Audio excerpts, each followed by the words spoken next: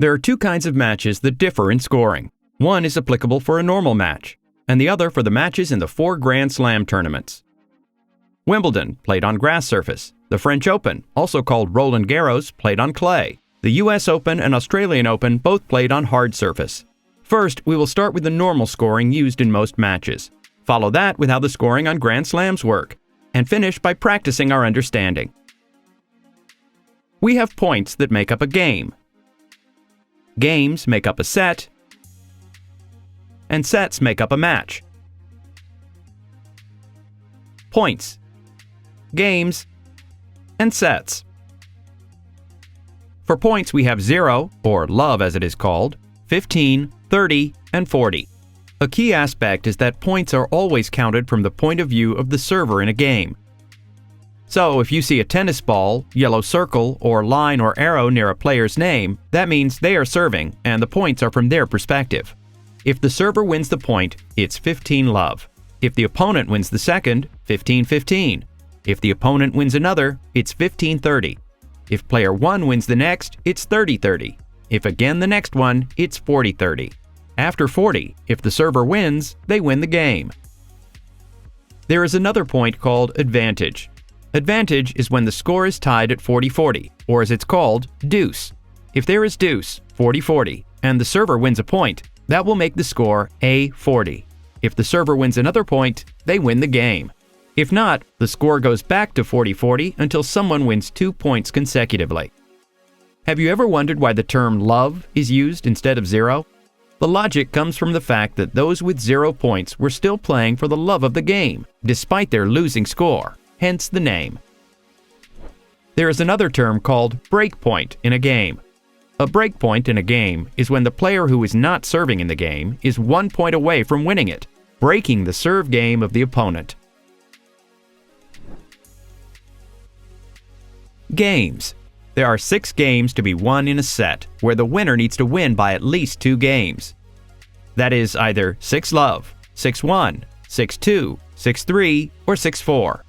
If there is a tie at 5-5, it means that players need to compete for another 2 games, and whoever wins those 2 games, making the set 7-5, wins the set. If both players won 6 games in a set and it's 6-6, a tiebreak is introduced to the set to close it quicker than the usual game scoring method. In the tiebreak, the first player to win 7 points wins the tiebreak, and that's set as a result. If both players have 6 points in the tiebreak, it continues until someone wins 2 points consecutively. Sets. When they say a match is played for best of 3 sets, that means whoever wins 2 sets first wins the match, so there can be a maximum of 3 sets. I like to refer to these matches as played for 2-1 sets. I think it's just easier to understand, where player 1 wins the first set, player 2 the second, and either of them the third.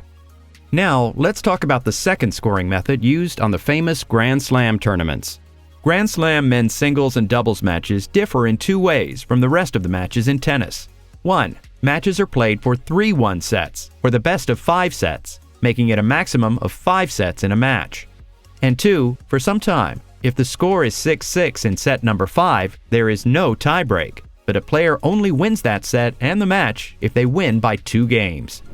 A famous match that had a very long 5th set was back in 2003 in the Australian Open, played by Andy Roddick and Unisel Anyayawi, that was won by Roddick after 5 hours by 21-19 in the 5th set. I remember watching that as a 12-year-old. At the 2010 Wimbledon, John Isner beat Nicolas Mahut 70-68. That was the longest match in tennis history.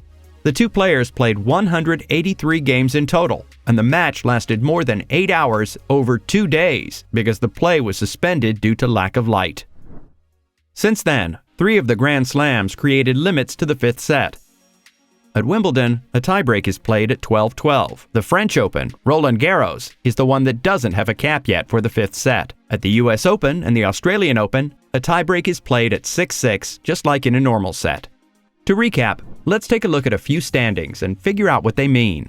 We have Medvedev playing Dimitrov. From this score, we see that Medvedev won the first set 6-4. Then Dimitrov won the second set 6-4. We are in the third and final set, as this match was not played in a Grand Slam, so the match is played for 2-1 sets. In the final set, Dimitrov leads 3-2 in terms of games. In the fourth game, Medvedev is serving, hence the tiny yellow arrow in front of his name, and the score is 40-15. That means if Medvedev wins either of the next 2 points, the score will be 3-1 in favor of Dimitrov in the set, with Medvedev making up 1 game. We're at the Australian Open, where Djokovic is playing Federer, and the score is as follows. With blue, we see the number of sets already played. Djokovic won 2 sets and Federer 1. From this, we know that the match will be played to 3-1 sets, so we are on a Grand Slam match.